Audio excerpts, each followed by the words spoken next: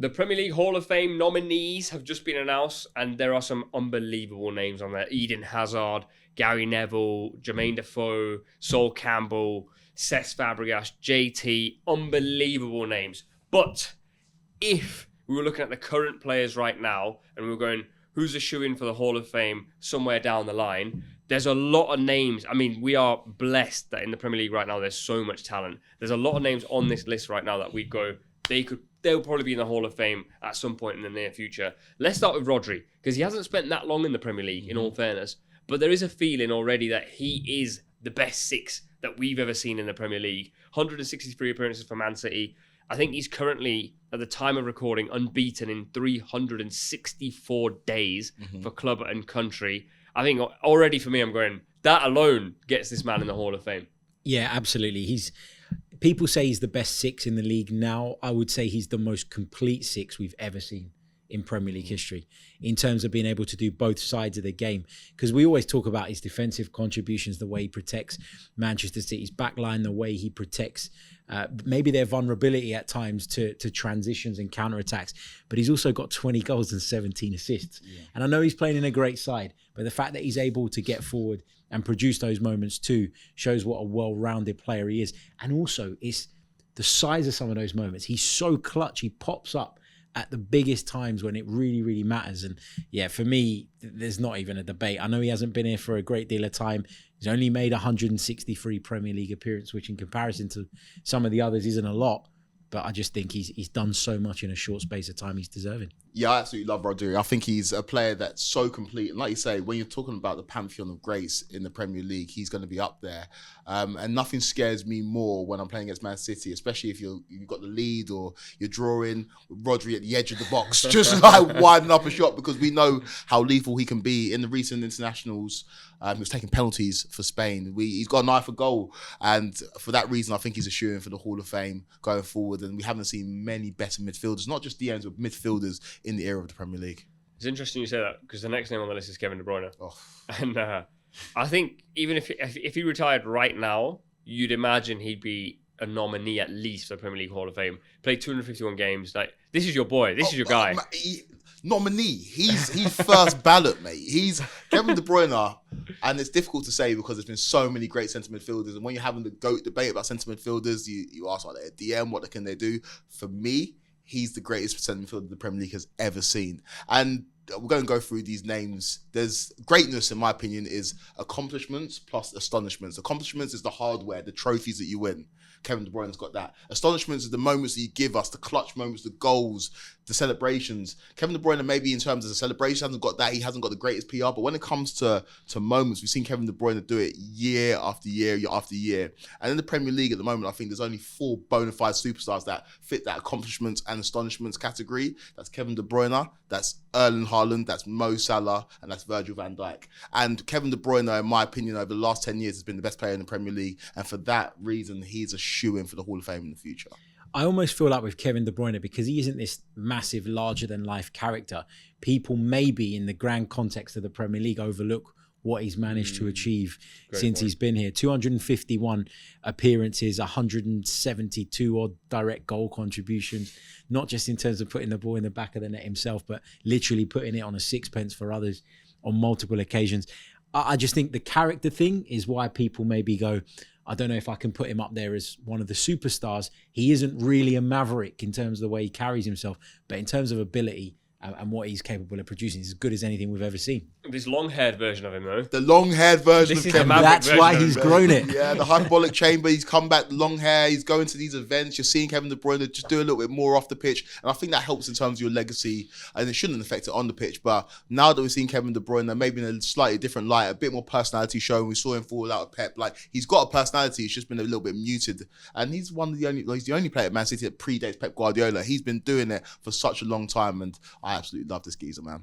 I feel like the next guy is absolutely nailed on. Mo Salah, 253 appearances, 154 goals, 68 assists. Now, I think we're at a point where people don't care about stats enough like that, as in putting the ball in the back of the net. If I just said loads of XG and everything else, people would go, this is the guy. But just strip it all back. we're 6 or 7 seasons down the line from Mo Salah arriving back in the Premier League from Roma, when people were like, decent signing. Now we're looking at a player where you go, if he starts, he scores or he assists. That's a ridiculous... The hardest thing in football is to put the ball in the back of the net. He does it frequently.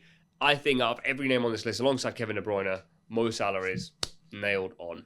Yeah, I don't even know how much more you can add to that. He's been the best player in the Premier League for a long period of time now. And by default, that means that he has to go into this list. You mentioned the goals. It's the fear that he strikes into people as well.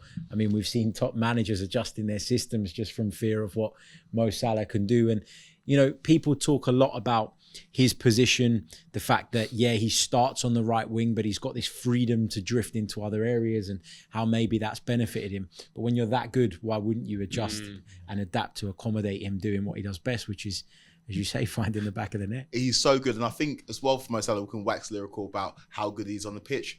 Off the pitch, culturally, what he's done for Muslim footballers, I think is huge in terms of people's perception of Muslim footballers and the fact that he's so forthright with his faith, and it's a huge part of who he is as a character. I think that Mo Salah we have to appreciate him right now, because I have a feeling this could be a last dance for Mo Salah, and so we need to appreciate every time we see him touch a football pitch, because we've not seen many better players in the Premier League, especially players that have had a bit of a career before that. He was obviously he was good in Italy, and when Chelsea bought him Basel, he had potential, but nobody saw this. First season he came in, people were asking, is that a one season wonder? And he just carried it on, won every trophy there is to win on the domestic level, and I think that we really have to appreciate him as a player, because he's not going to be around for very long. Facts. Let's rattle through a few more. Erling Haaland's on this list. Unbelievable.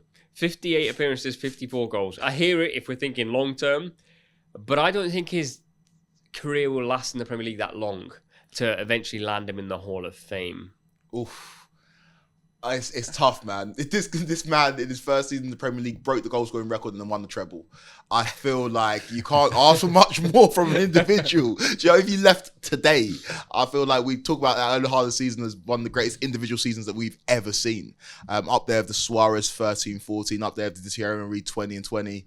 And so, because of what he's going to go on and achieve, he has to go in there. Because you talk about Cristiano Ronaldo, for example, we saw his best football at Real Madrid, but what he did and the work that he put in at Manchester United obviously puts him in the Hall of Fame. And I think Erling Haaland probably ticks that box as well. It's only been one season. We need to see what he does for the next couple of seasons. But you might be right. He might not do enough work to be put in there ahead of Mo Salah or Kevin De Bruyne, but I think he goes in there.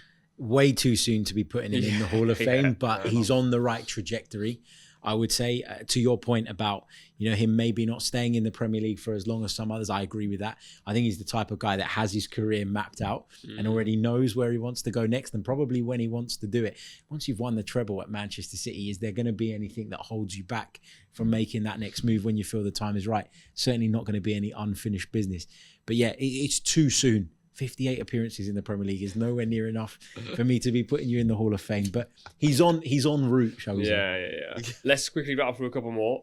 Son's an interesting one. 293 games in the Premier League. Yeah, 100%. He goes in for me. He's under the radar. Last season was a disastrous season for Son. He still got to double figures for the last 7 or 8 seasons in a row. He's got to double figures in the Premier League. He's a player that talked about Mo Salah, his impact in terms of Muslim footballers, for Asian footballers generally. I think Heung-min Son's been so impactful, and I think for that reason deserves to go in the Hall of Fame. The next one, we've pretty much put everyone in the Hall of Fame. This guy might not be there, but he may be. We never know. But Bruno Fernandes, at this moment in time, 151 games in the Premier League, 48 goals, 39 assists. And to be fair, post Alex Ferguson, probably Manchester United's best player. Yeah, in terms of outputs, but I don't think that Bruno Fernandes has always had a positive impact on this Manchester United team. I think at times he's been a problem for them. I think he gives the ball away a lot. Which is not what a manager like Erik ten Hag necessarily wants. Yes, he produces moments in front of goal and stuff like that, and that kind of offsets against that. But I don't think he's deserving of being in the Hall of Fame conversation, and I think that Bruno Fernandes, Man United haven't been at the level, and he's not achieved anything in the Premier League, really, has he?